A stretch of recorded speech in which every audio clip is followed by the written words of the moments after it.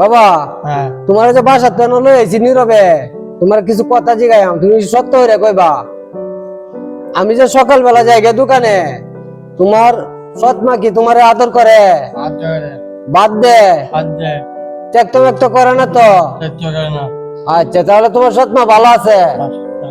আচ্ছা বাবা এটার লাগে বাবা তোমার নীরবে লইছি জিগাইতাম ভাই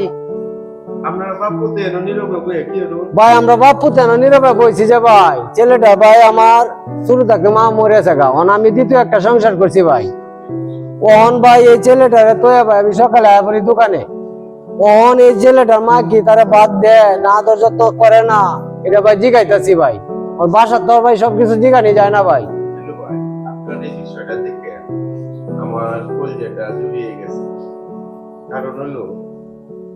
পৃথিবীর সকল বাবা যদি আপনার মতো যেসব ফ্যামিলিতে এরকম সন্তানাদি আছে এদের খোঁজখবর যদি বাবা এভাবে নিত তাহলে সব সন্তানদের জন্য এই পৃথিবীটা অনেক সুন্দর হয়ে পড়বে। পরিশেষে ভাই আমি ক্ষুদ্র মানুষ আপনাকে ধন্যবাদ জানাই যে পৃথিবীর সকল বাবা যেন আপনার মতো